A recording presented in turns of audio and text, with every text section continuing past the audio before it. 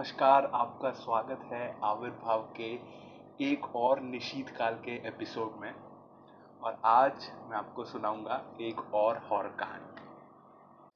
और मैं बताना चाहता हूँ कि ये जो कहानी है ये एक सच्ची घटना पर आधारित है जो मेरी सोसाइटी के बाहर हुई थी, और उसके ऊपर फिर मैंने ये कहानी लिखी थी। तो चलिए शुरू करते हैं पहली कहानी के साथ, जिसका नाम है सिलाई मशीन।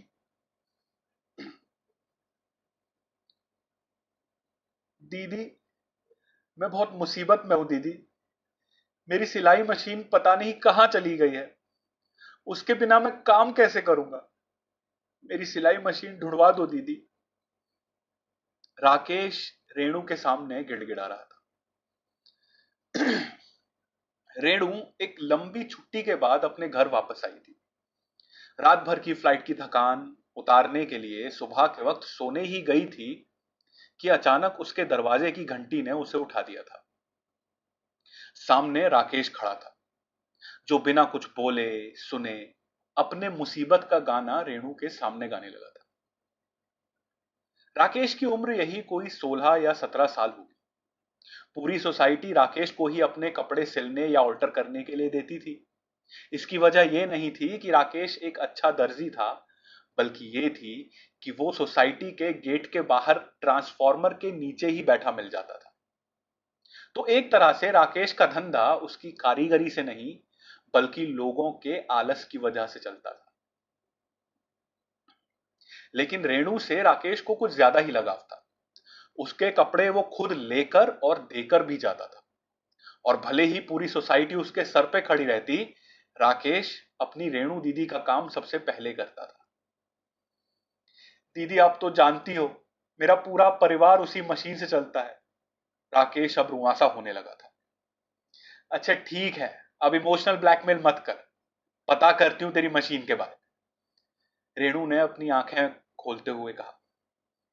ये कहकर वो पीछे मुड़ी, लेकिन तभी उसे ध्यान आया कि गर्मी के दिन हैं और ये लड़का अपनी मशीन ढूंढने पता नहीं कहां कहां भटक रहा होगा। अच्छा सुन, रेणु ने दरवाजे की ओर पलटते हुए कहा, पानी पिएगा? लेकिन राकेश जा चुका था। दोपहर को रेणु किसी काम से बाहर निकली तो उसने ध्यान दिया कि ट्रांसफार्मर के नीचे वाकई में राकेश की सिलाई मशीन नहीं थी। वो गेट के पास बने गार्ड ऑफिस में घुसी और उसने देखा कि राकेश की सिलाई मशीन अंदर गार्ड रूम में रखी हुई है। अरे भोला भैया, आपने फिर से राकेश को तंग किया, रेणु ने हेड गार्ड से शिकायत करते हुए कहा। वो जानती थी कि भोला हमेशा राकेश के लिए मुसीबत पैदा करता रहता था, और राकेश भोला से डरता भी था। उसकी मशीन यहां क्यों रखी हुई है आपने? कब से ढूंढ रहा है वो इसे? इस पर भोला ने पहले रेणु के चेहरे की ओर और फिर अपने पास बैठी महिला गार्ड को देखा, और फिर बोला, मैडम क्या कह रही हो आप? राकेश ने आपसे कब बात की? रेणु बोली, अरे आज सुबह ही आया था मेरे घर, रो रहा था भैया। प्रेसिडेंट मैडम से मैं बात कर लूंगी, चलो उसकी मशीन वापस रख दो। रेणु ने भोला के सामने कोई ऑप्शन छोड़ा ही नहीं। भोला ने रेणु को मशीन की तरफ इशारा करते हुए कहा, मैडम एक बार इस मशीन को ध्यान से देखो। इतना सुनने के बाद रेणु ने अपनी आंखों पर चढ़ा धूप का चश्मा उतारा और राकेश की मशीन को अच्छे से देखा, और फिर उसका दिमाग चकराने लगा। चश्मे और जल्दबाजी की वजह से उसने उस मशीन की तरफ ध्यान ही नहीं दिया था, जो कि कई जगहों से पिघल कर मुड़ी हुई थी, जैसे कोई बिजली इस पर गिरी हो। मैडम आप शायद यहां नहीं थी, पर 2 दिन पहले यह ट्रांसफॉर्मर फट गया था और राकेश उसी के नीचे बैठा काम कर रहा था। उसकी मशीन ने ट्रांसफॉर्मर की बिजली पकड़ ली और वो लड़का पूरा का पूरा वहीं पे राख हो गया। भोला ने सारी कहानी बयान कर दी। हाँ दीदी, महिला गार्ड बोली, पूरा शरीर भस्म हो गया छोरे का, कछु ना बचा। अरे तुम चुप करो, भोला ने उसे डांटा। लेकिन अब रेणु की कल्पना में भोला और मौनी के शब्द घुस चुके थे। रेणु देख पा रही थी कि कैसे राकेश ट्रांसफार्मर के नीचे बैठा अपनी सिलाई मशीन पर काम कर रहा था, और तभी उसकी मशीन उस बिजली के बादल को अपनी तरफ खींच बैठी और फिर देखते ही देखते राकेश राख का एक ढेर बन गया। उसकी चीखें रेणु के दिमाग की दीवारों से टकरा रही थी। रेणु अपलक उस सिलाई मशीन को देखती रही कि तभी मौनी ने उसे आवाज दी, रेणु दीदी। रेणु ने देखा मौनी के हाथ में एक कपड़े का थैला है। अपने थैले थैले को रेणु ने तुरंत पहचान लिया। मरने से एक दिन पहले राकेश ने यह थैला दिया हा, कह रहा आपके कपड़ाएं जाम है।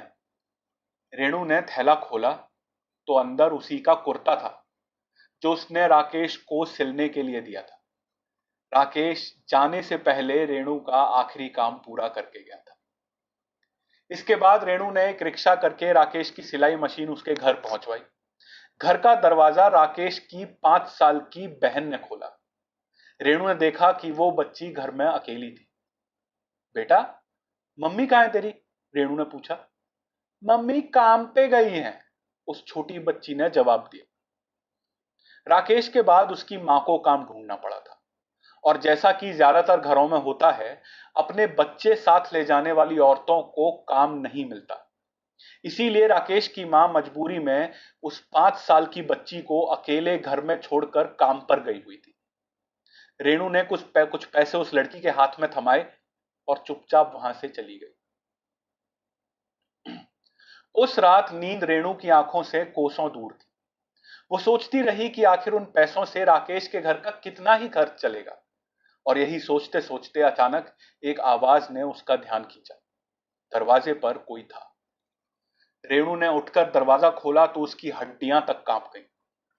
सामने राकेश खड़ा था, लेकिन एकदम झुलसा हुआ। रेणु के मुंह से शब्द और गले से आवाज नहीं निकल पा रही थी। और तब राकेश ने बोलना शुरू किया, मेरी मशीन मुझे मिल गई दीदी। आपको आपका सूट मिल गया क्या? उसके बाद रेणु की आंख सुबह खुली तो अपने आप को दरवाजे के पास जमीन पर पड़ा पाया। और उस दिन के बाद राकेश फिर कभी रेणु को दिखाई नहीं दिया। लेकिन अब राकेश की बहन की जिम्मेदारी रेणु ने अपने ऊपर ले रखी है। राकेश की सिलाई मशीन उसकी मां ने कबाड़ में बेच दी, जिससे उसे 150 रुपए मिले। समाप्त।